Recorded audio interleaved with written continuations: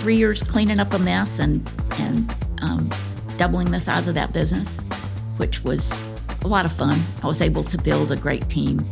And as you know, having the right team and people that work well together and have disparate skills but are willing to all pull together is just the best. Welcome to Triangle Tweener Talks, a weekly podcast by builders for builders where we explore the startup journey from the idea to the exit and all the lessons in between with an exclusive focus on founders from the Triangle region of North Carolina. Tweener Talks is produced by Earfluence. Now here's your host, serial founder, and general partner of the Triangle Tweener Fund, Scott Wingo. Welcome to episode 3 of Triangle Tweener Talks, an in-depth discussion with Jan Davis. This episode is sponsored by Smashing Boxes, a Durham-based, lean design-centric digital transformation company. Robinson Bradshaw. They are a full-service business law firm with a passion for supporting the Triangle entrepreneurial ecosystem. Visit robinsonbradshaw.com for more information. And special thanks to our friends at Earfluence who produce the podcast. Jan Davis is a North Carolina native who attended the University of North Carolina. She had an incredible business career, including founding 2 companies in the 80s and 1 in the 90s. That puts her in my Triangle Founder framework officially as a Generation 1 founder. Jan exemplifies the pay-it-forward spirit that we are known for in the Triangle. She's a limited partner or investor in the Tweener Fund. She's also in Carolina Angel Network, and she co-founded and is on the board of the newly founded RTP Angel Fund. She's always open to meet and help founders with a particular fondness for female founders. I've always admired Jan and appreciated her commitment to our startup ecosystem, but never had the chance to sit down with her for a long period of time to hear her backstory. It was great to do that, and I hope you enjoy it as much as I do. Hey, Jan, well, thanks for coming in today. Great to be here. Always good to see you. Awesome. So this is exciting because I've known you for a long time, but I've heard bits and pieces of your backstory and everyone looks on LinkedIn, but I'm excited to hear kind of your entrepreneurial journey. Okay. Well, I'm a native North Carolinian, and was lucky enough to go to UNC undergrad, majored in English Lit, couldn't find a decent job, so went back and got an MBA. And then, as one does, I moved to Boston and went to work for a strategy consulting firm. Okay. It was great postgraduate education. It was kind of weird. The only reason I got there was that one of my professors was college roommates with the guy who founded the firm. And they actually told me to my face they considered me a risky hire for 2 reasons. One is I was a woman and they had no women consultants, and I had gone to a less well-known school. So not Harvard or Sloan or Tuck or Wharton. And there were 6 in sort of my cohort. The rest were all guys, obviously. And I was just as well prepared as they were. So I salute the UNC Business School for the MBA served you well. Yep, Where in North Carolina are you from? Thomasville. Okay. Yeah. So that's out a little bit west, like near Hickory and stuff. And that's it's like not furniture? that far. It's about an hour and a half from here. Okay. And furniture. My dad was a chemist and plant manager for glue companies for furniture. Interesting. Wow. Yeah. That's old school in North Carolina. Definitely old school. Definitely old school. Poor Thomasville's gotten kind of a little bit left behind, although they are working hard to try to bring it back. Yeah. A lot of those have turned into data centers because they had the power infrastructure for the furniture manufacturing, and now that can be reused for data centers, interestingly enough. Yeah. It is interesting. Yeah. And then, so what was the MBA experience like at that point? I know now you go there and it's like entrepreneurship everywhere you look. At that point, you probably didn't even have anything, probably wasn't even mentioned. No. Venture capital and entrepreneurship were not mentioned. Right. They were not mentioned. It was really like Harvard in that it was case studies. Everybody had exactly the same program fall of their first year, and I thought I was going to die. Because you came out of an education. You'd never heard any of this stuff, yeah? Nope. I never had econ, statistics, accounting, finance. One man that became a really good friend, the first time I recognized him as a person in the class was when he wanted to amortize a patent.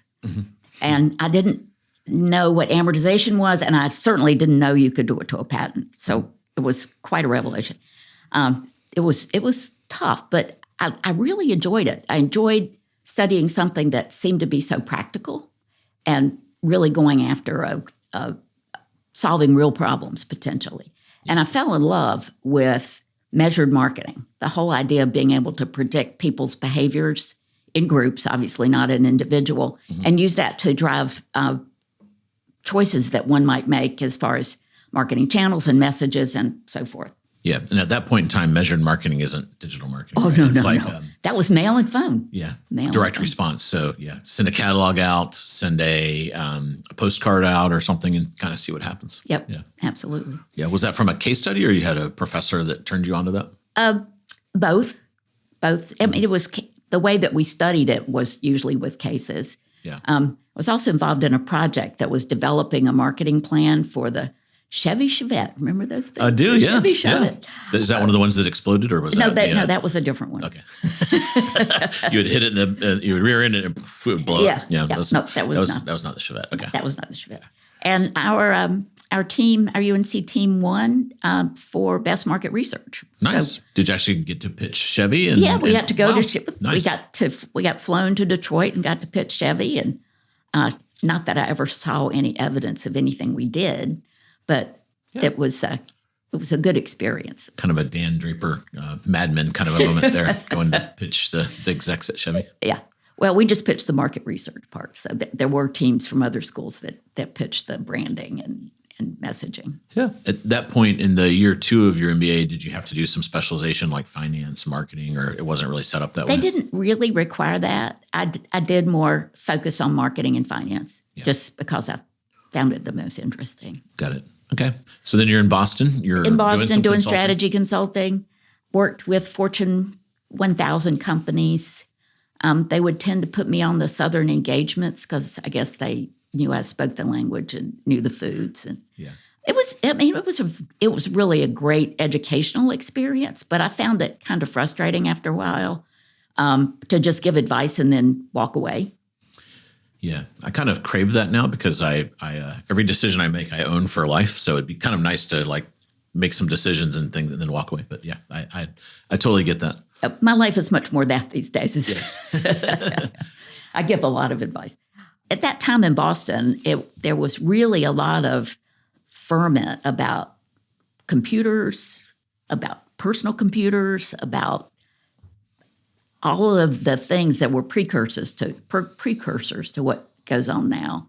So I took a job as employee number 10 in a venture-backed software startup. They were developing software to tie together all the departments in auto dealerships. And one of the 3 founders owned car dealerships, and it was 3 brothers. They weren't particularly good managers. But anyway, there was funding, and after I was there for about 9 months, the VCs brought in a professional to run the thing, as happens sometimes. Yeah. And what was your role there? I started out running marketing. Oh, wow. And managing the documentation team. That was back in the day when there was paper documentation. Here's the manual. Yeah. My first experience using a computer word processor, really. Yeah. Was it WordPress? No, it was a precursor to that. It was, I don't even remember the name of it. It was something that ran on a mini computer because there was a mini computer there on site. Yeah. There wasn't, there really weren't the options to build things in the cloud at that time. Yeah. I don't know if you've heard this part of my story, but my dad was a COBOL programmer, and we had a digital PDP 11, which was like a baby VAX inside my house when I grew up. So I had exposure to these mainframes and mini-frames. It's pretty wild era. Yeah, it was a wild era. Yeah. Was this tape storage or was this like on hard drives at this point? The backups were tape, but was on a hard drive. Yeah, and the hard drives would be like they were refrigerators, gigantic, and there was like a megabyte. Yeah.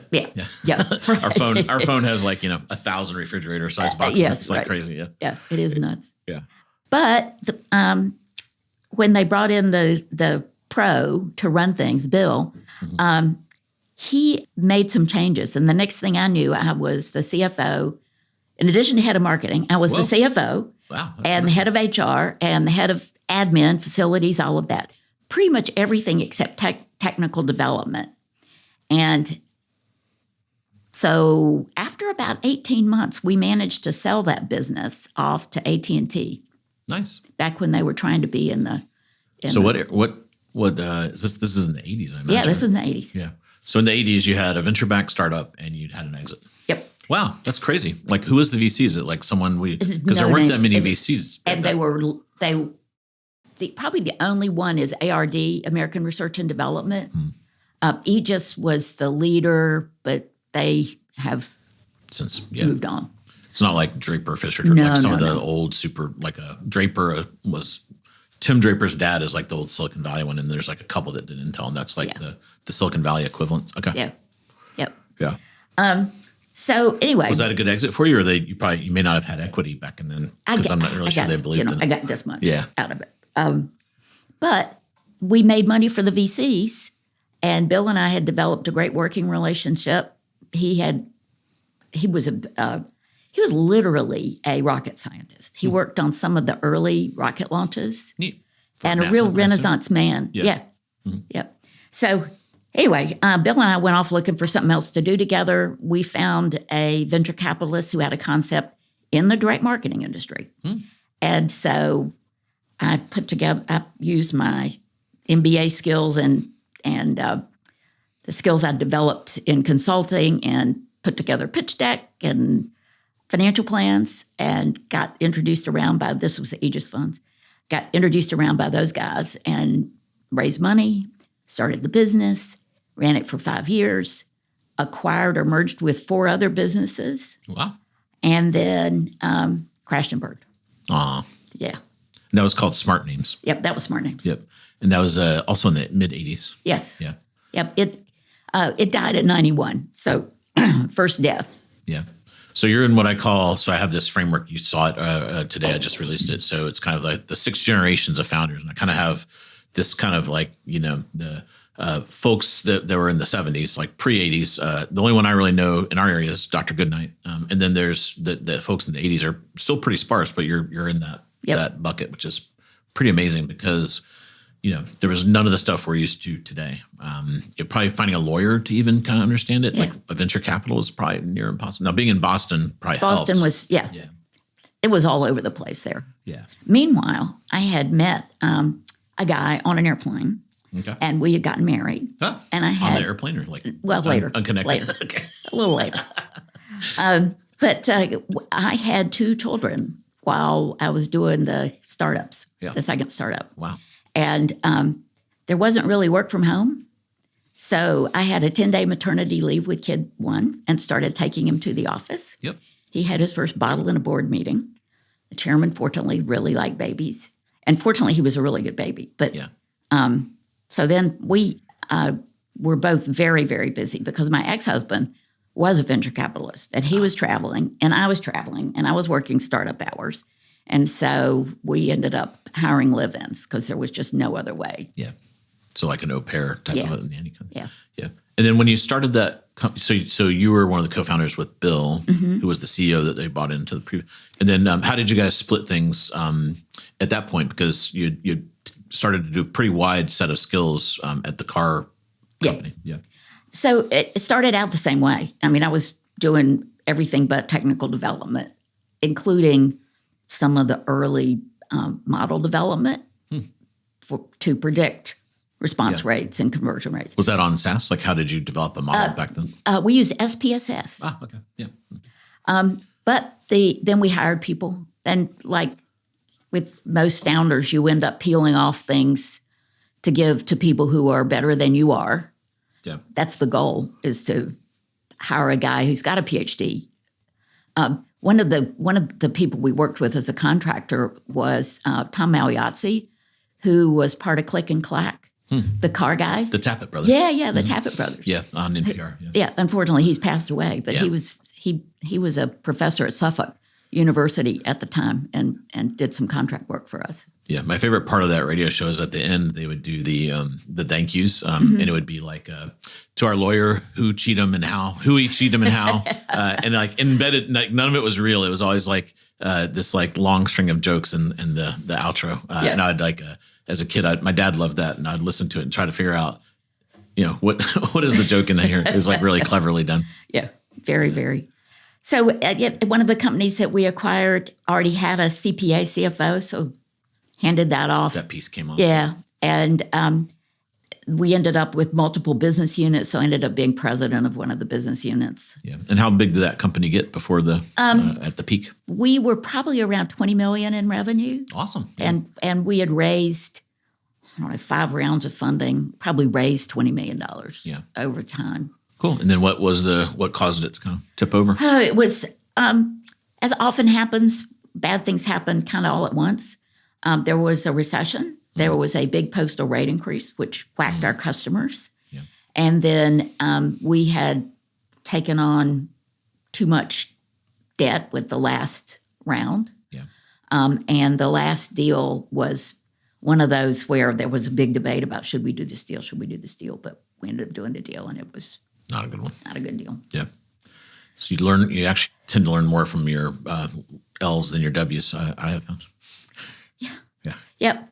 And I think, Bill was a great mentor, both in terms of positive things that I learned from him and also things that I watched him do that, in retrospect. Yeah. Your gut was like, and then like it turned out to be right. Yeah. At that point, he's like 15 years older than I am, and he had so much more experience. I tended to trust him. Yeah. But then looking back, you can see things that probably weren't the best choices. Yeah. I had that my first job. I was kind of like, this seems like a bad decision, but these guys know. And then I was like, oops, yeah, it was. And I was kind of like, maybe I am right. Maybe I can do this myself. It's a kind of a confidence builder in a weird way to kind of like, you're playing with someone else's money to like make someone else and then kind of see if you were right or wrong. Yeah. Yeah. Yeah. Okay. So that was probably a really harsh kind of period to go through that and have invested so much time. How long was that? 5 years. 5 years. Yeah. So that's tough to come out of that. What was the arc out of that? Well, I did fortunately, somehow I had escaped with my reputation intact. And I'd gotten to know a lot of people through the Direct Marketing Association and clients. And, got a few phone calls. Can you come help me with this? Or can you come help me with that?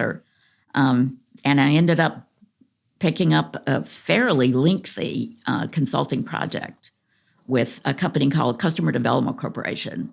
And that was really a fun gig because I didn't have anybody reporting to me. Mm-hmm. And I could go be creative because they wanted me to work on new products, new markets, new applications for existing products, that kind of thing. So kind of like a strategy corp dev type of role? Yeah. Yeah. Were they a big company or? They were probably around $40 million in revenue. Okay. So and they were an agency, a direct marketing agency that did everything from creative to database management to letter shop. So they actually printed and had a letter sorting machine that would commingle mail. It was quite an operation.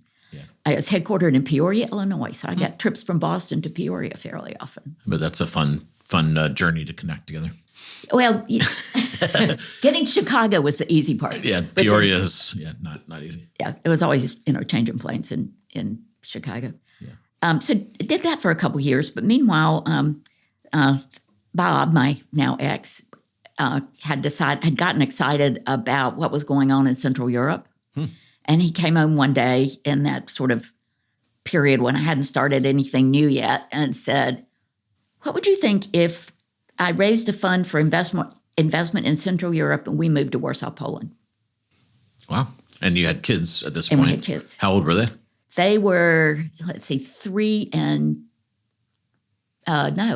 2 and 4 when he came home and asked that question. All right. So I said, well, I guess it'd be an adventure.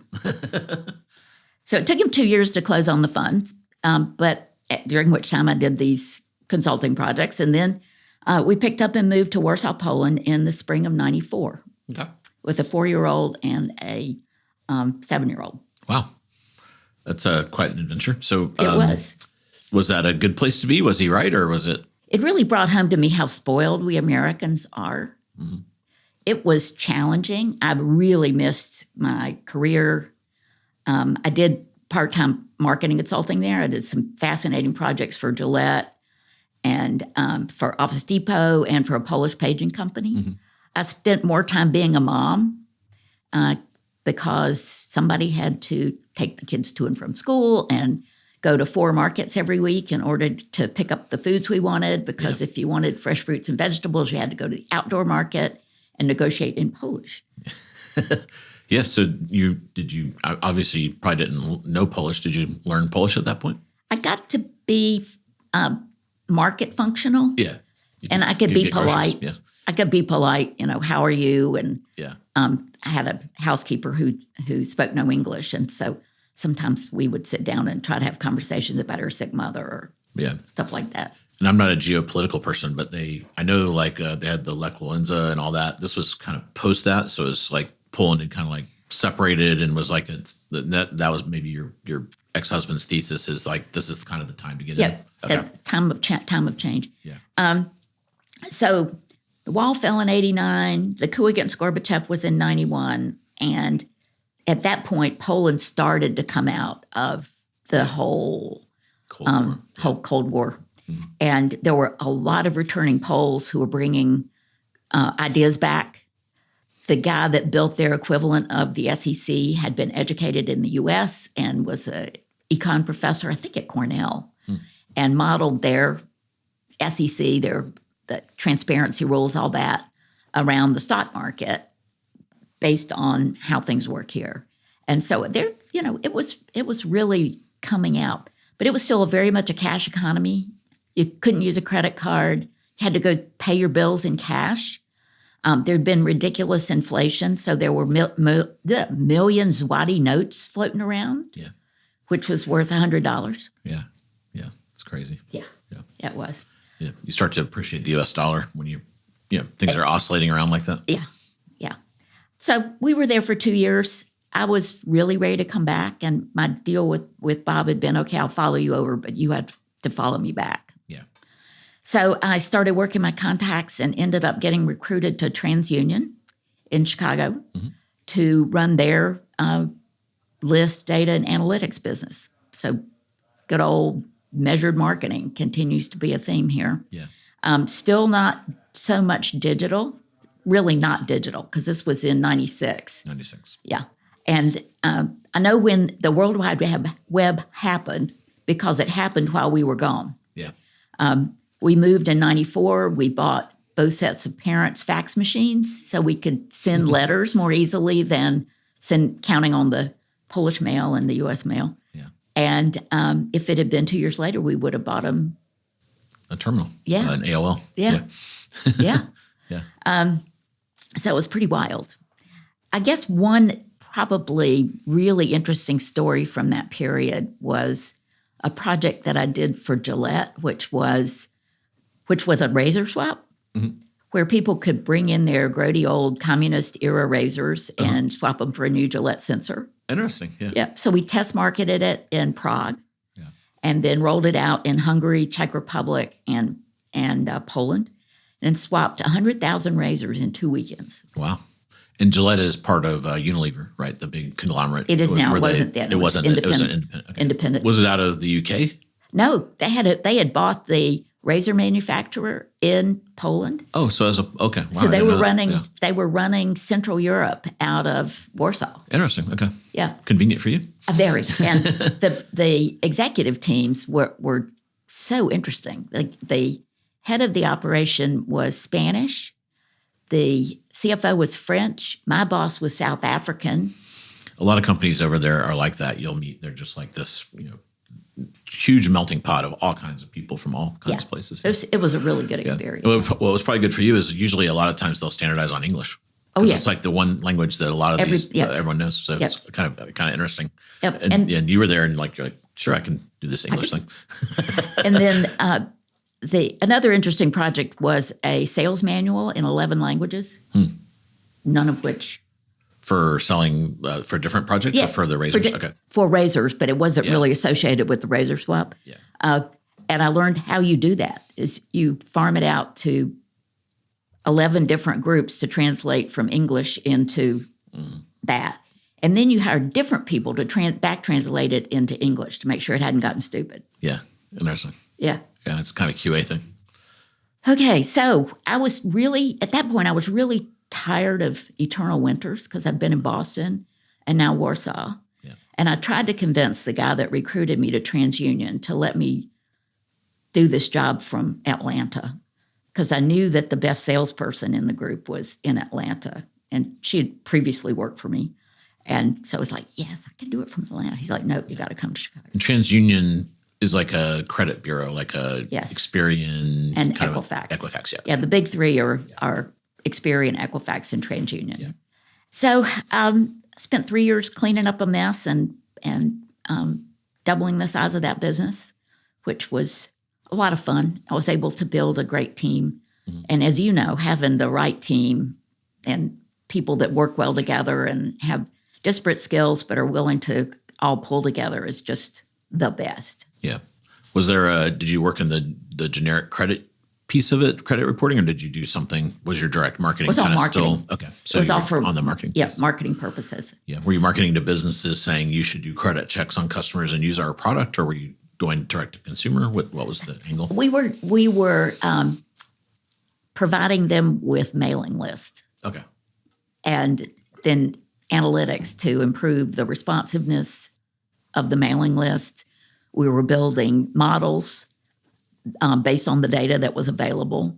Okay. Because you had so much consumer data, you could put together a list and say, if you want to go after a consumer that has really great credit or something. Like, yes. Yeah. Okay. I got it. All right. And we could do things like based on data that we purchased from outside sources, we could put it together with the data that we had and do things like we knew someone was a homeowner because they had a mortgage. Mm-hmm. Yeah. We knew that they were a new mover because they changed their address, because they gotten a new mortgage. Yeah. So there was stuff like that we could tell merchants that was useful. Yeah. Even doing that in the mid 90s, is that where we're late 90s. We're now late 90s. Yeah, even doing that in the late 90s was not trivial. Mm-mm. Yeah. So you probably were using Oracle type systems, or was it on an older platform? It was on an older we were you mentioned your dad being a COBOL programmer. Yeah. A lot of the systems that ran the TransUnion data were built in assembler and COBOL. Yeah. Now, we outsourced our database management because we would take a snapshot of the data in the credit database and clean it up, because we weren't trying to necessarily predict creditworthiness all the time. Sometimes it was a new mover or a homeowner, things like that. And then we would append birth dates that weren't necessarily in the credit file in order to be able to help people determine who they should mail to or not mail to. Yeah, it would be so easy to do that today, but like doing that in the 90s not easy. Especially if you have so now you've got all this technical debt of this company that's like gut. And it's funny because in the world of e-commerce, we would run across like Sears, we would go do work for them. And at some point, an order that had an exception would rattle through and they'd have to print it out. And a bunch of people in a room with a cash register would have to run it because like that was the infrastructure and they could never get off of that. Yeah. So these big businesses have had a lot of weird systems that you had to deal with. Yes. Yeah. We fortunately, we found some really good partners that we could work with who were much more experienced in the direct marketing industry. So we would send them a snapshot of the database and they would manage it for us, produce counts, because mailers want to know how many names they can get that fit their criteria. Mm-hmm. So there were a lot of challenges, and there was a big mess when I got there because there really hadn't been contracts. Yeah. At this point, you've had 5 direct marketing jobs. You mentioned the DMA. I've actually, that still exists. I've my e-commerce world, I bumped into that a good bit.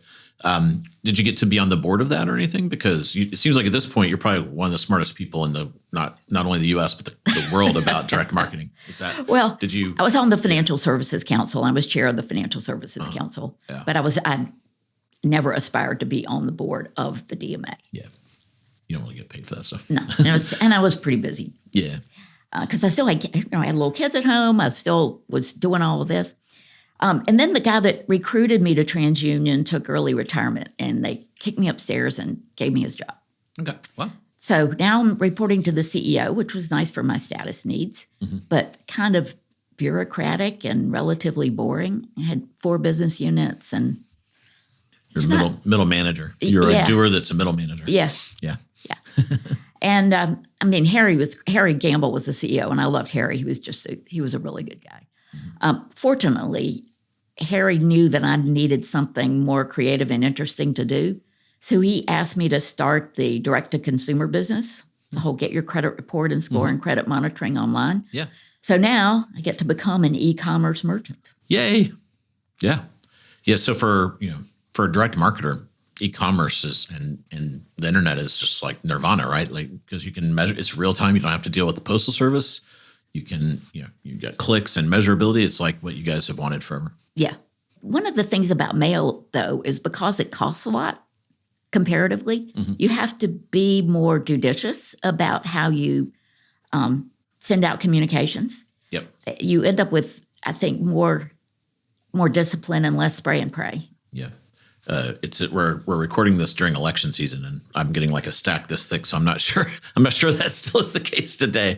But back then you had to and people would have to like really spruce down what they were going to send out because it had to fit within a budget. Yep. Yeah. Yep. And had to spruce down how many they were going to send to. Yeah. That was really fun, building that business. And we took that from 0 to 39 million in 3 years. Wow.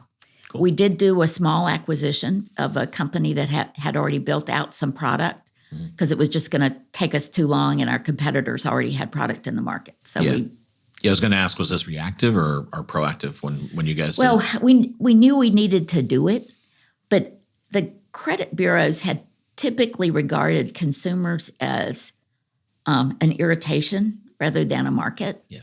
Because they're always calling up and complaining and you've got my data wrong or, you've merged me with somebody else. And having a common name myself, I've suffered from that. When I lived in Boston, there was another Jan Davis who lived further out on Beacon Street who didn't pay her bills. Uh-oh. Yeah.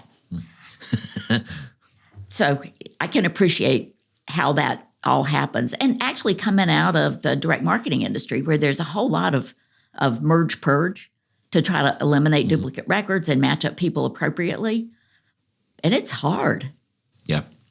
If you got juniors and seniors living at the same address, all of that kind of stuff just really makes it very hard. Yeah. And the credit bureaus are always being sued. There was a regular, stable of 400 consumer lawsuits and then frequently a class action lawsuit on top of that. So it's just always something. Yeah. Always something.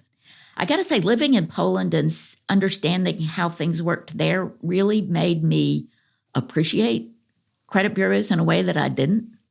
There was a young woman at Gillette who was a Pole, and she was so excited because this was the year that she and her husband could put windows and doors in the house that they were building with cash because mortgage rates were 32%. Holy cow. Because there wasn't a credit bureau. There was no way to know for sure whether or not somebody was a good credit risk. Now, inflation was high. It was running double digits, but there was still a huge interest rate premium because of lack of information. And if you look at what kinds of interest rates are available for people with good credit risks here in the U.S., I mean, that's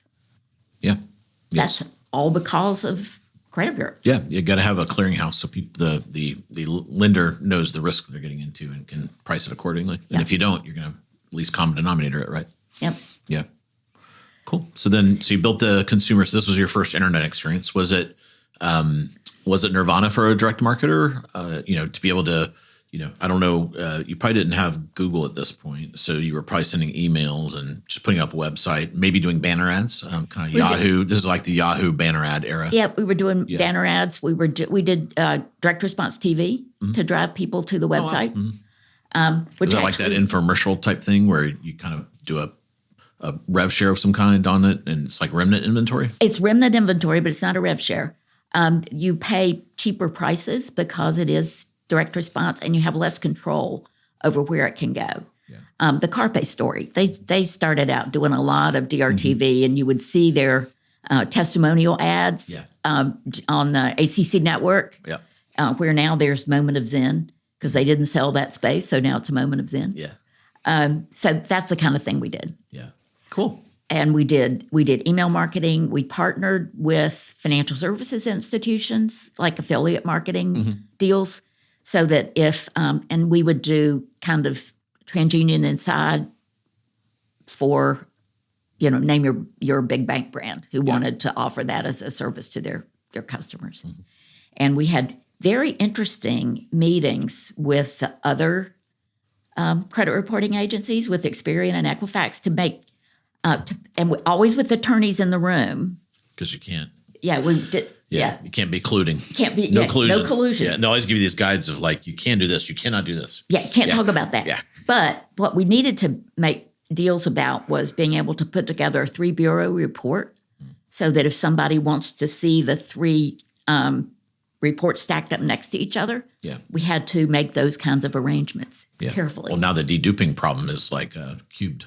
It's like, because you got yours to theirs, and you've all been out here creating your own islands of data. Like getting all that lined up must have been, I can't even imagine what that was like. Yeah, it could be pretty exciting. Yeah, wow. So a really, really interesting experience and fun, just like you were saying. I mean, because you got such instant feedback. When you're doing it with mail, it takes so long to figure out whether or not what you're doing is really working. Yeah. And with digital marketing, if you change the subject line of an email and you do champion challenger testing, so you've got one that's the best you've found, and then you run challengers up against that till you find something that's better, and then you just keep doing it forever. Yeah. So so most people aren't going to be familiar. I'm on the edge of direct mail, and you're like deep in the heart of it. So let's say you wanted to run, we're recording this in October. So you would have to be planning for spring or summer at this point. Like let's say you wanted to do a campaign out in the future in the direct mail world. You probably had, a 6-8 month? Yeah, people would be planning in August for their holiday mailing. Right, okay. So if Christmas is your big season, then you would need to be figuring out your creative and figuring out what mailing lists you were going to use that far in advance. Because you'd have your design period, and then you'd have to have a print period. That was long. And then you go, and then once it's printed, you would have to go to like a sorter. I forget what this letter shop. A letter shop that would then then it takes X days to get to the mail. Yeah. And then you always kind of have to do it in waves. So they kind of like tend to do different regions and different waves for various reasons. Yep. Yeah. And you would do things, particularly in the catalog world, where you would test different covers. The contents of the catalog are exactly the same, but the cover's different. Yeah. And so would you do like a little run at the beginning, kind of like a test, and then see how it did, and then say, go with cover B? How did that work? Yeah. You're talking about what my customers did. Okay. And a lot of times it was, we didn't have that much transparency because they wouldn't always, they would rarely share their results with us. Because that's trade secret. Yeah. We would just know what was working on the data and analytics side based on what they bought more of. Okay, I see. And on the list side, they would always do a test rollout. So they would do a test of 5,000 names of the criteria they thought would work. And then they would do 25,000 names. And then they would take all available, so 1 million names. Yeah. So for all you digital marketers, you don't know how good you have it. No, you really don't. Yeah, because you just like go online, bloop, bloop, bloop, bloop, and change it. Yeah. Yes. Or you can just let the Google magic machine pick the winner, which is its own. Yeah. Should you do that or not? I don't know, but you can. It's a good You didn't have that option back then. No, there was no Google magic machine. There was no Google magic machine. It was all, it was all, thinking back to it, I mean, it was all pretty manual. Yeah. I mean, we started out using, before Excel. Lotus 1, 2, 3. We started out using Lotus 1, 2, 3. Yeah. And there were some. There's in Boston, everyone was like, I know you're not in Boston this part, but like, they were like really, because it was founded, the founder of Lotus was there. Yes. And Lotus Notes, remember that? Yes. Oh my God, that was the worst system ever. But everyone in like the East Coast had to use it in WordPerfect. WordPerfect was pretty good. WordPerfect was pretty good. Yeah. No, but that was it. When we were doing smart names, that was all in Boston. Yeah. So that was Yeah, you had to use that. Yep. And then there were some specialized analytical tools. And that was when I first heard about neural nets, actually. Mm-hmm. And thinking back to what's happened with that's crazy. The roots of neural nets go back to the late 80s, early 90s. Yeah, I took a class at NC State in grad school on neural nets. Yeah, with Marshall Brain, who's still there. Yeah. Yeah, yeah. Yeah, and they were not very useful as they are today. Yeah, they frustrated marketers because the marketers always wanted to know about why. Why is it this thing's supposed to work? Yeah.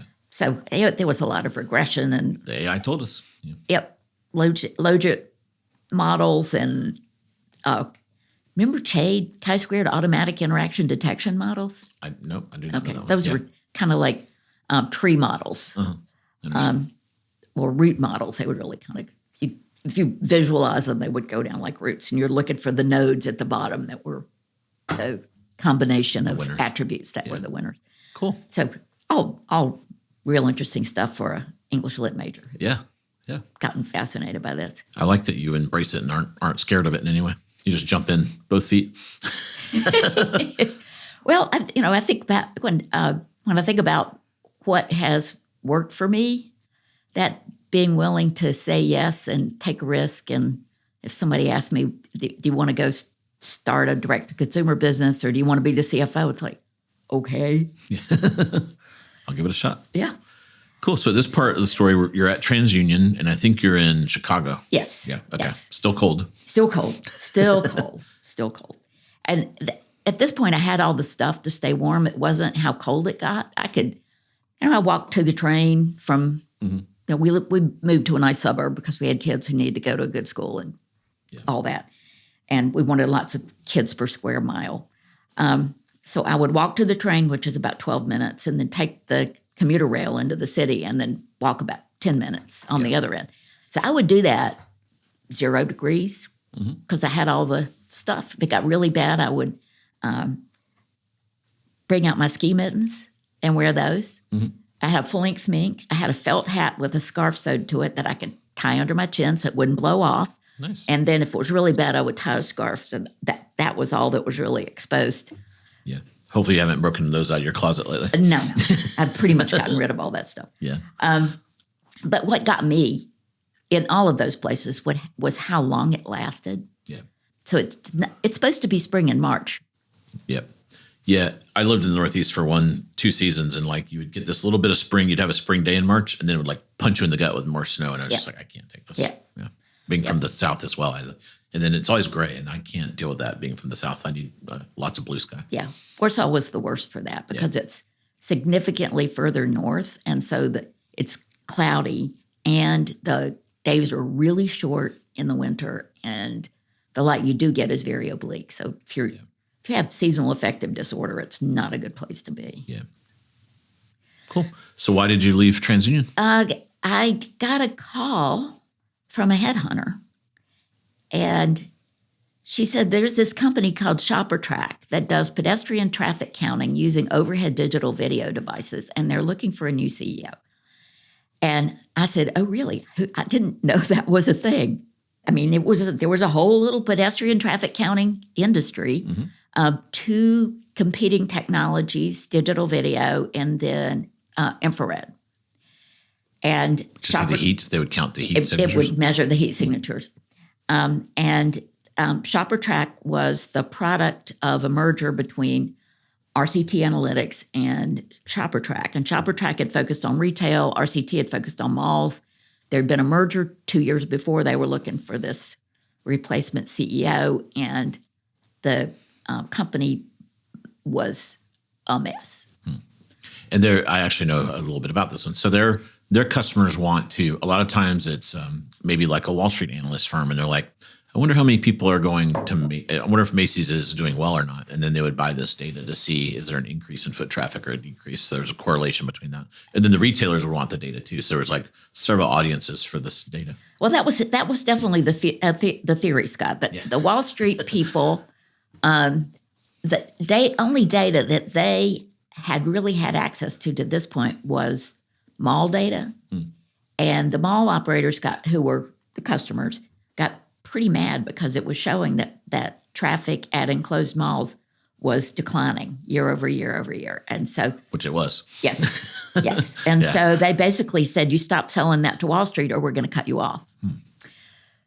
So. This is the mess you were parachuted into? Yeah. Okay. Yeah. And the headhunters never bring this up in the pitch. And a merger that nobody had dealt with the overlaps.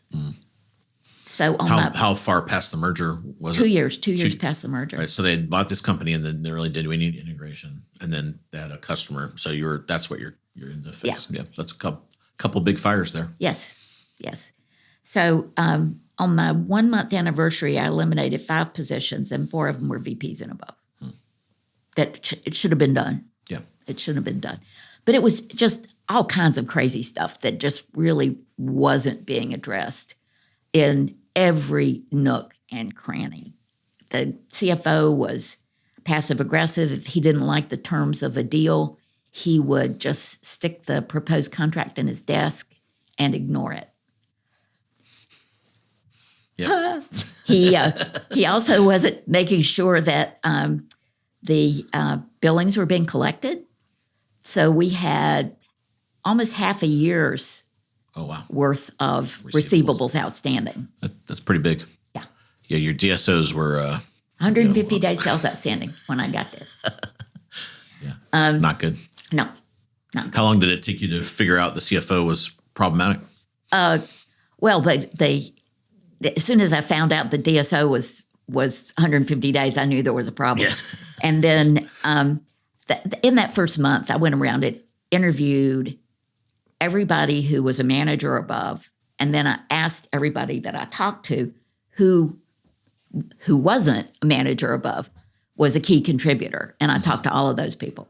Yeah. So I don't know 50 interviews. Yeah. How big was the company when you were CEO? About how much revenue do you think it was doing? It was doing about 15 million. 15. So probably 150, 200 people. No, not even that 100. many. Maybe 100. Okay. Yeah. I don't know. 75. Yeah. So we cleaned it up, ended up having to replace just about everybody at senior levels. You can't fire them all at once. It took almost a year. Were you still in Chicago? Yep, for this still in gig? Chicago. Okay. Yeah.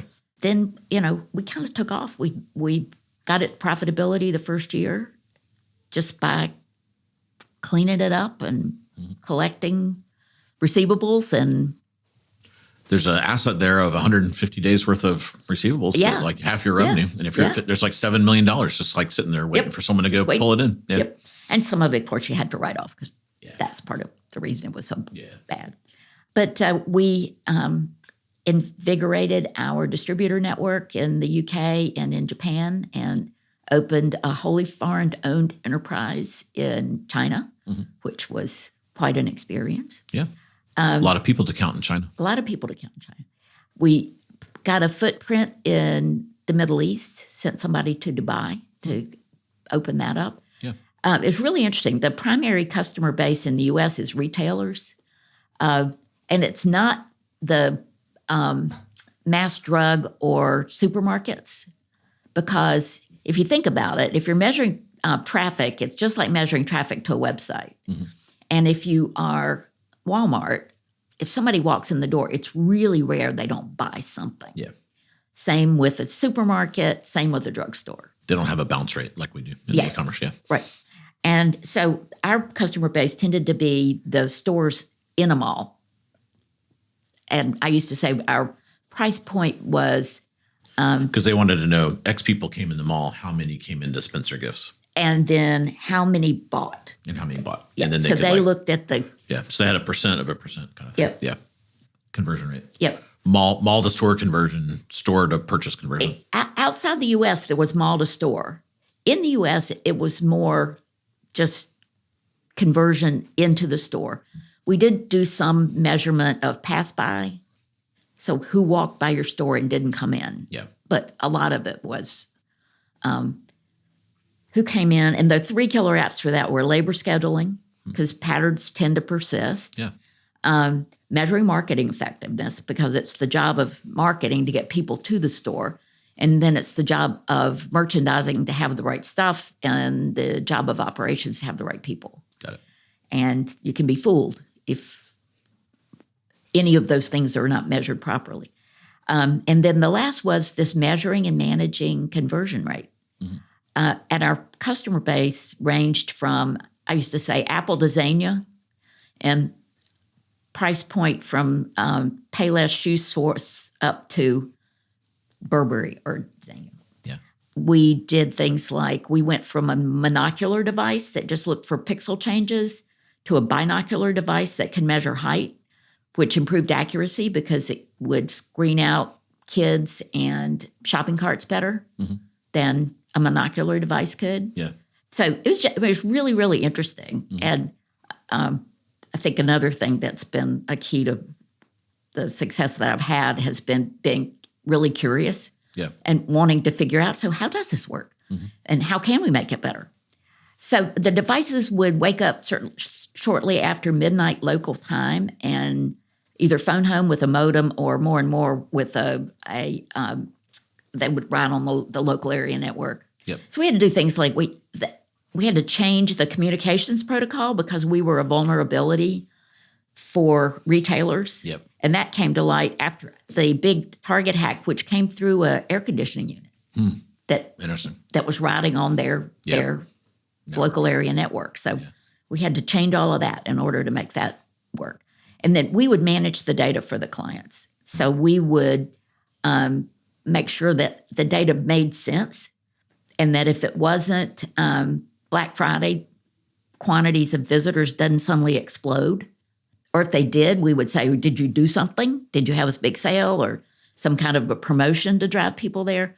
Or sometimes, since the store managers were sometimes bonused on conversion rate, they would get smart and do things like put a sticky note over the lenses. So if suddenly there's no data coming through, then you get to fabricate it. Yeah. Oh, we have a count in the store, and 8,000 people came in today. So we would fill in holes just for comparable purposes, but we would actually call the store to say, it appears there's something in the way of your lens. Yeah. And we could pull down short QC videos. We didn't really maintain video. We just used it to count. Yeah, kind of like a live look-in. You could kind of go live and see if there's a sticky note. Yeah. And we would maybe take a 15-minute QC video to make sure it was counting accurately. Yeah. Cool. Yeah. Did you ever have to deal with the toughest retailer, which is pretty well known to deal with, is Walmart? Did you ever have to go down to Bentonville and pay homage to the Walmart people? We did go to Walmart. Yeah. But that not with ShopperTrack. Okay. They didn't need us because they could just look at their POS data to measure their traffic. Okay. That was with when we were doing the direct-to-consumer business because they were looking at offering a Walmart-branded credit reporting. Okay, back at TransUnion. Yeah. Interesting. Yep. So did you get to meet Sam Walton? No. No. Okay. No. Yeah. They had a digital operation. Their digital operation was actually in California. And so we met with them in California. And then we did go to Bentonville one time to try to move things along. Yeah. Interesting. But they do believe in everyday low cost. So they, of course, got all three of the CREs bidding against each other for they're very best good at that. possible price. Yeah. Did you guys win or? No. Yeah. We did not win.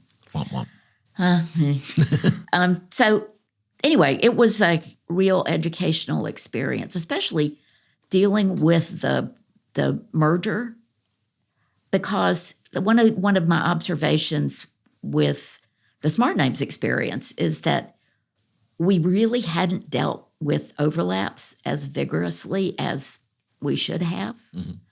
And a lot of research has shown that you shouldn't let it linger. Yep. And so I took that lesson to heart, which was why it took me 1 month to figure out that we didn't need all these people at the top. Yeah. Cool. So then what happened next? Well, two things were going on. Sure, at ShopperTrack. Then at ShopperTrack, I was at ShopperTrack for 4 years. We went from 11,000 monitored devices to 33,000 monitored devices in 59 countries. Wow. And, really transformed that business. the at the same time, I'd gotten involved in the Illinois Technology Association, it was kind of like CED. Okay. And I'd gotten to know a bunch of CEOs through that. I joined my first board of directors as an independent director while I was CEO at Chopper Track, and that was Showing Time, that does showing management services for residential real estate. And I ended up being on that board for 14 years, even after we moved down here. Wow. Until it was acquired by Zillow for $500 million in Nice. 21. That's good. Great Good timing outcome. for that was at that sale. Anyway, so in 2007, Chopper Track was starting to be affected by the leading edge of the recession. And I wish I'd had the visibility I had a year later, because consumer traffic at retail was just dropping off.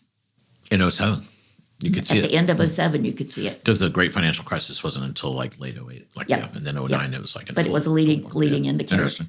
We had started working on the data strategy that you put forward originally to develop data that we could sell to people outside of the industry, as well as a lot of data and tools that the retailers could use to develop labor scheduling models and all of that kind of thing. And that was why they had hired me. They didn't hire me because I knew anything about pedestrian traffic counting. Mm-hmm. So the board, and who were the angel investors who had backed this thing, took a big conservative pill and didn't want to do that. And we couldn't agree about what to do next, and I did not win the argument. Got it. So sometimes as CEO, you put all your you go all in on your chips, so you don't win. Yeah. You're no longer CEO. Yes. Yep. Yeah. But it was not nobody left really mad. This is just agree to disagree. Yep. And they bought back my stock at an okay price. And so I felt like they had treated me very fairly, and I felt like they appreciated what I'd done to clean up the mess there and really grow that business. Yeah. It subsequently was acquired by Tyco, which was then acquired by Johnson Controls, which has subsequently been acquired by somebody else. So it's still a thing. It's still a Chopper thing. Track's still out there. I didn't know it was like a sub entity. Yes, of it something. is. Yeah. And they've rolled it up with the other traffic counting people, like Footfall out of the UK. Yeah. And now they count cars in parking lots a lot of times. Another thing. That's like a thing. They count all kinds of things. Yeah. They've aggregated the counting world, I That's guess. counting biz. Yeah. They bought Sensormatic, which has proximity to see if people are standing near a counter, all of that stuff. What did you think about the Amazon just walkout technology? I thought it was fascinating. As someone from the industry. Yeah. It's like the ultimate of counting, right? You're like, basically, if you can count and see all this stuff with machine learning, then why do you need a cashier? Yeah. Yeah, just pick up stuff and carry it out. Yeah. I think it was a little ahead of where consumers were mentally, and I think the technology had to have a lot of supervision from people in a data center somewhere. Yeah, I think so too. Yeah. I think it's going to come. Yeah. But it's been interesting to see how some stores are pulling out their self-checkouts. Mm-hmm. Too much fraud. Yeah. People, I've had that several times where I see it a lot at Target, where you'll go and it's still got someone they didn't pay. And they just like walk out. And I don't know why they can't catch that with the, I this don't machine either. should start blaring. I mean, it should know, because there's no one on the screen and they haven't paid and they're leaving. But yeah, Right. I think they've got some holes in them. Yeah, I think so too. I took a deep breath after that 4 years at Chopper Track and thought about what I wanted to do next. I was on the alumni council down at Keenan Flagler and was coming down every 6 months for those meetings. And once didn't have to Zoom back, I would stay. I would go over and see my parents, who were aging in High Point, and I would network. And I met people like Brooks Malone and Merle Mason and Craig Stone. And I ended up, after, I don't know, maybe 3 of these visits, so 18 months, I had 30 contacts down here that were clearly doing things that were interesting. And it appeared that there was enough going on in this community that I could find good stuff to do and fun people to do it with. Yeah. So we just picked up and moved down here in 2010. 2010. Okay, cool. So you've been here 14 years, but you're from here. So you came home. Yes, although had never really lived in the Triangle. Yeah. But as you know, looking back 14 years, how this environment has changed. I mean, it's really been transformed. Yeah. There was no American Underground. There was no Raleigh founded or Hub Raleigh as it started. There was no Triangle Angel Partners or RTP Capital, certainly no RTP Angel Fund. There weren't the university affiliated angel groups. Yep. It's really been something to see. Yeah, it's been the flywheel is like gone crazy in the last, even like the last 5 years is like up and to the right. Like since COVID, we've had, it's taken a whole nother turn. Yes. Yeah. It's been so exciting to see other people who didn't originally have roots here, who put together their lists and they come down here and it's like, okay, we're moving. Yeah.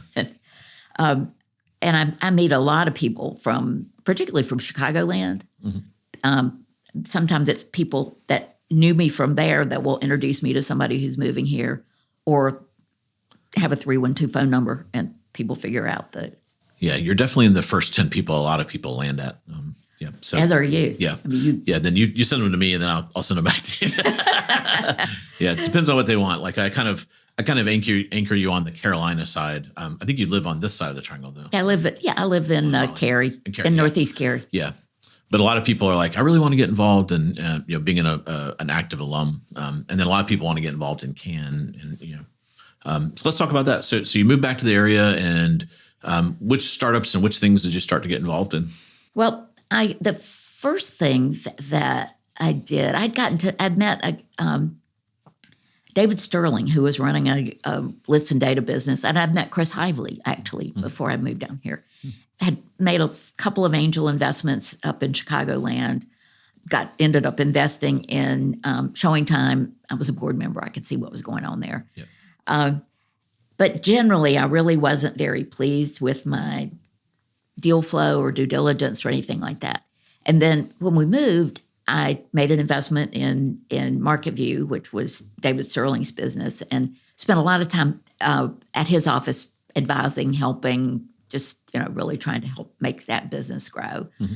And then I heard that Triangle Angel Partners was getting organized. And I thought, okay, an angel fund, that makes sense to me because there'll be better deal flow. There should be a better process if we've got a bunch of smart people working on due diligence rather than just me. Mm-hmm. And I'll get to meet interesting people who have similar interests. So I joined early. Then that was fall of 11. Yeah. So did Craig do that solo or was he with? He and Merle were two of the people that were really getting it organized. Yeah. Rich West. Mm-hmm. And who else was in that group? The first executive committee. Geez, it's been a long time. They were doing organizational presentations. Craig did a lot of those. Yep.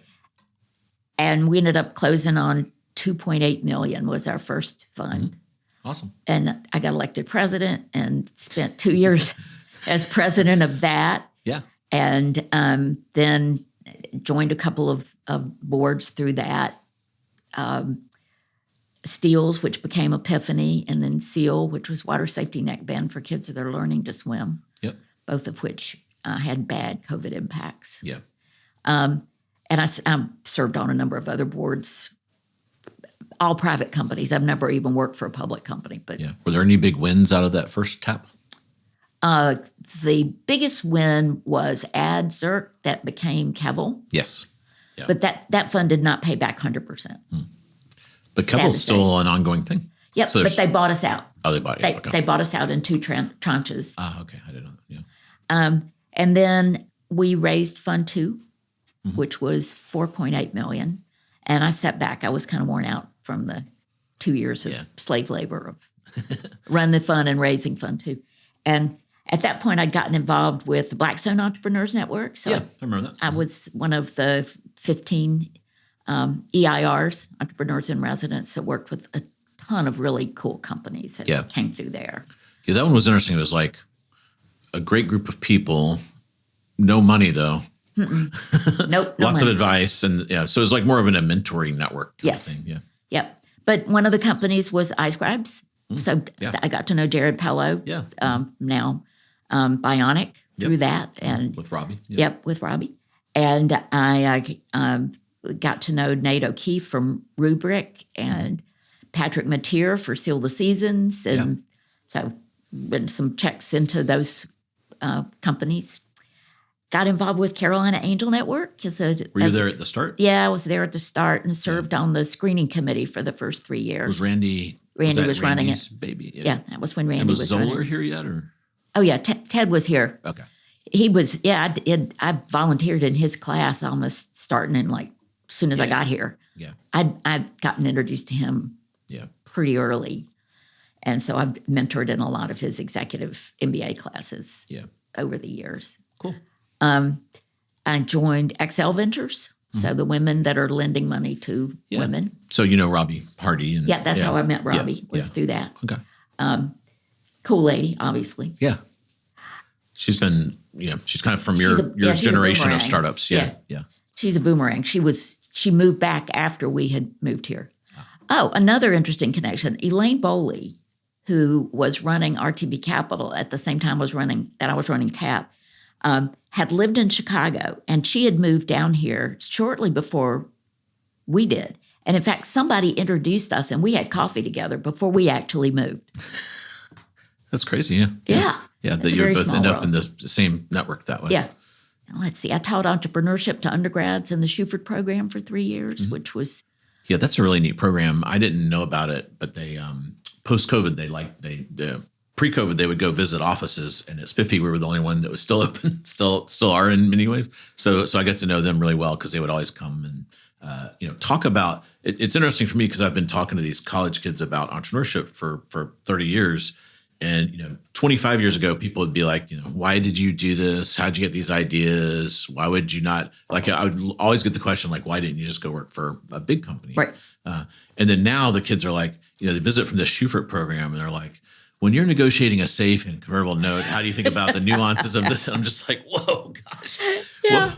Yeah, like they go like what I would call like level 8 questions immediately. Like it's really wild. And it's not just that program, but like, it's really wild to have seen that happen so fast. Oh yeah, the whole focus on entrepreneurial education is just People know they come out of undergrad with like, stuff I didn't know until like 45 probably. Yeah. So it's crazy. Yeah. Same. Which is good. So they can just like get to building faster and not have to go through all that mess. Yep.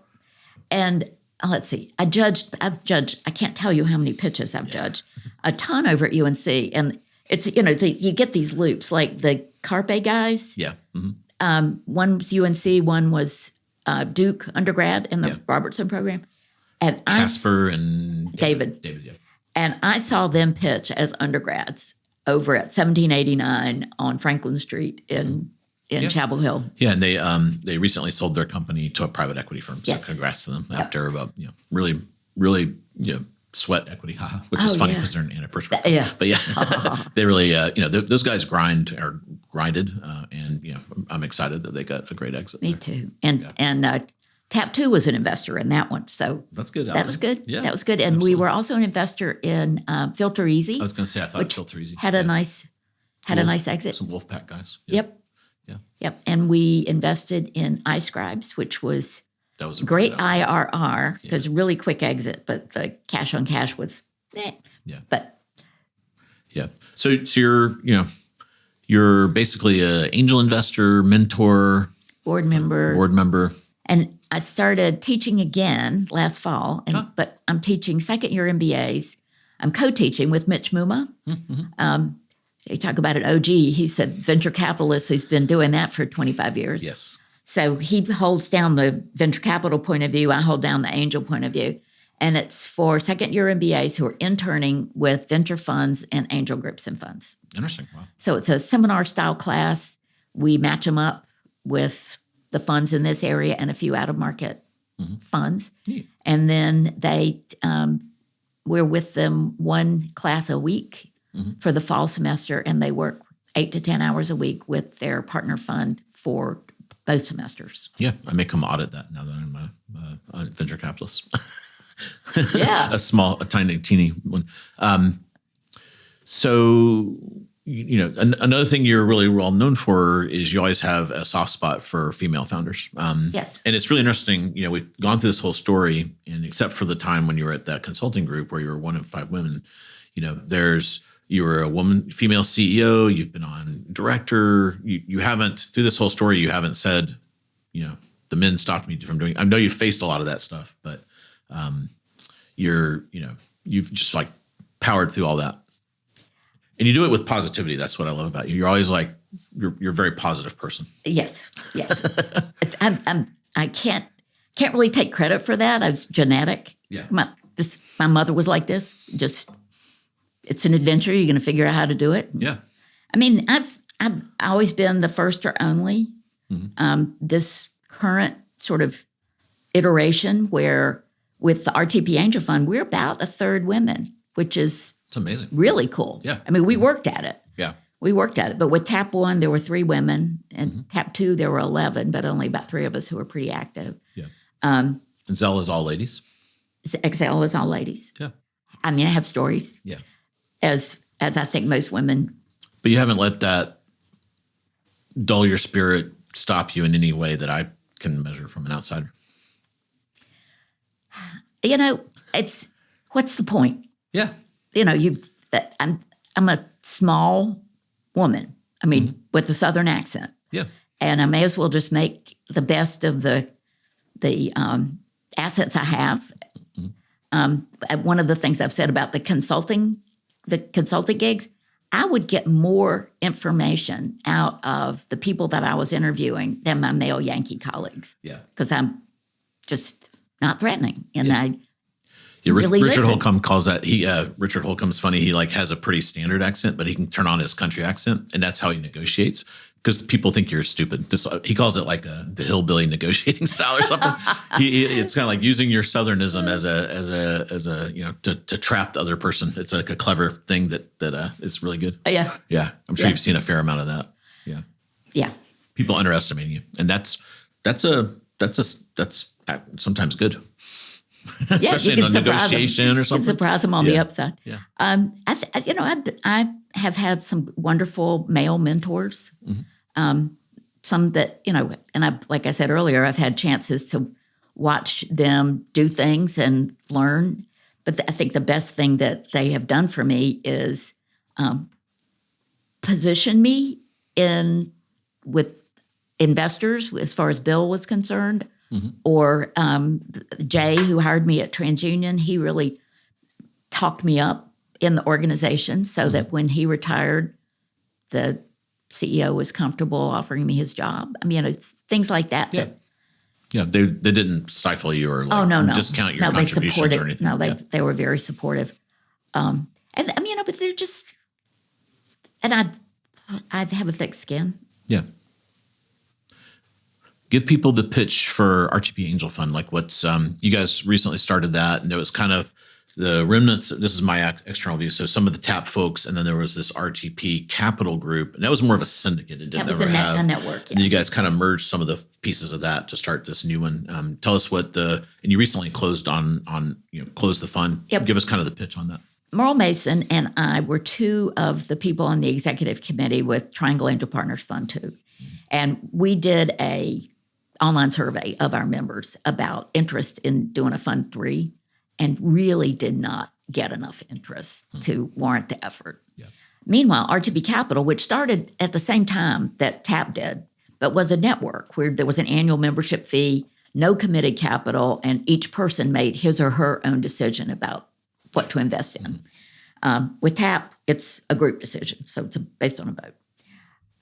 They wanted to have a fund. They were tired of just the syndicate model. Yeah. And so Elaine Boley and Mark Friedman, who were 2 of the people running that, the 4 of us started sitting down during COVID. And I know it was COVID because it was freezing and we were sitting outside at La Farm talking about we should put this together. And so we got a little bit more serious. We found that John Cambier, who had been a partner with Idea Fund for 20 years, wasn't going to go ahead and raise another fund with them, and that he would be interested in being our fractional fund manager. Mm-hmm. We got Ashish Sagrolakar, who is a healthcare exec, who's also on the TAP executive committee, TAP 2 executive committee, and Mary Musakia who is very involved and on the board of First Flight Venture Center. So the 7 of us, John plus 3 each from TAP and RTPC, started raising that fund in January of 23, and we closed on $3 million in June of 23, and started writing checks. Yeah. So our process is people apply, and we hope that interesting entrepreneurs will apply. Yep. And I talk to several people probably every week about whether or not they're ready to apply. Yeah. I send a lot of people y'all's way. Please do. And I'm always looking at who Tweener Fund is funding. And I'm also a Tweener Fund member. Yes, you are an LP, and we appreciate that. Yeah. So we screen. We have screening committee that will meet twice a month if necessary. So people go to RTP Angels. There's a form. RTPAngelFund.com. Yep. And then they fill that out. Yep. Then you get all these applications. You screen them. Yep. And we've been running between 15 and 30 a month. About half of them are not relevant because they're from the West Coast or from out of the country. You want Triangle local or North Carolina local? North Carolina local. Okay, North Carolina and, even into Virginia. Okay. So mid-Atlantic-ish. Yeah. Okay. Yeah. And then some revenue, no revenue, life science, where are you on all that matrix? We thought we would be doing more pre-revenue, but because it's been hard for companies to raise money, we're finding that there's our opportunities to invest in companies that either have revenue or at least have users and a quick path to revenue. It's better than we thought. We were able to invest with a little bit more proof of product market fit than we thought. Okay. So screening committee, then every month we have a dinner meeting. So the second Thursday of the month, people will come and 2 entrepreneurs will pitch. The people who are there then vote, secret ballot. We started out voting, raising hands, but we found that loud voices dominated too much. Yeah. So we now do secret ballot. Interesting. And that's a vote to go to due diligence. Okay. And then we have to put together a due diligence team. So we have to have people who will volunteer to work on the diligence team. And so if we don't, then it tends to fall to the bottom of the list. And we've had one where we just couldn't get it. In a way, that's a signal, right? It's kind of like a signal that if no one's going to be that energized about this thing that they'll volunteer time, then maybe that's not what the group wants. Yep. Yeah. It's interesting dynamics. We've written 6 checks, and it's been the things we won't do are like Main Street businesses, consulting businesses, things like that, and drug development. It takes too long and takes too much money. We draw the line at anything with FDA, and the thing is like not a fit for this type of a entity. Well, we will do med devices that require some FDA approval, and healthcare IT. So that's kind of on the healthcare side. We've done one consumer software. Yeah, cool. So you've done 6. What's like the average check size? 175. Okay. And then do you guys lead, or it's usually part of a syndicate? We will lead, but it's always part of a syndicate because people are going to need more than 175. Yeah. And in fact, sometimes we'll say, we're committing 175, but you got to round up 450 or you got to round up 500. Yeah. And we will often co-lead with somebody like Charlotte Angel Fund or somebody else that's doing that. We just had one get away where they ended up with 4 competing term sheets and a $1 million lead. Yeah. We were very disappointed. We were excited about it too. Yeah. And we'd hoped that they would crowded out. You couldn't just glom onto the. Or we asked them, could you, you're going to save us 175? You're going to save. And it started out, and then they ghosted us, and then. Yeah. So that happens. That was It does happen, but we're pretty excited about it. Yeah. We're pretty excited about it. We saw a couple of companies yesterday at the Big Launch Challenge. We're out going to pitch competitions looking for companies that are interesting. Nice. So we'll see. Yeah. And then are you guys open for LPs or like investors, or is that no, it's a closed fund. It's a closed fund. Elaine Boley and Mark Friedman have kept the RTP capital structure alive. And so you could maybe do SPVs at some point. We are accepting members into RTP Capital. Mm-hmm. And they will be invited to our meetings and they can see our due diligence. They can't vote. Mm-hmm. And if there is room in a deal after the fund has made its decision, then they can come on. Or if we turn it down and they like it, they can. So people can come to your meetings and kind of, there's a membership fee and they can kind of like feel the vibe and see the companies. And even though it's closed, is it on I remember TAP was like every 2 years. Is that right? Is this like a 2-year cycle you guys are putting? A 3-year cycle. Okay. Yep. So 2026, it'll open up again maybe? Yeah. Something like that. Yeah. Maybe it depends on the pace and everything. I mean, at the pace we're going, our goal was to try to do 15 deals in 3 years. And we're definitely on that pace. Yeah.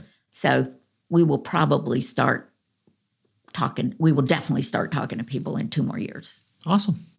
Well, cool. Well, I know we're up at time. So anything else you want to let people know about your background or what you're up to now?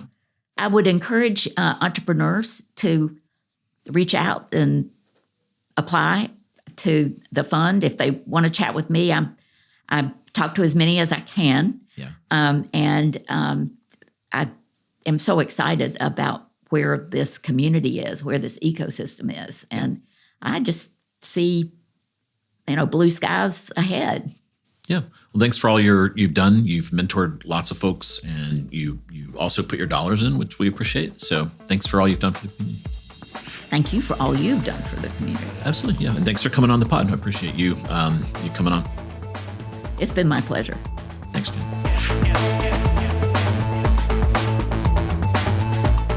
For more tweener content, check out the Triangle Tweener Time Substack at tweener.substack.com. For more tweener content, check out tweenertimes.com. Thanks for listening, and we'll see you again soon on Triangle Tweener Talks.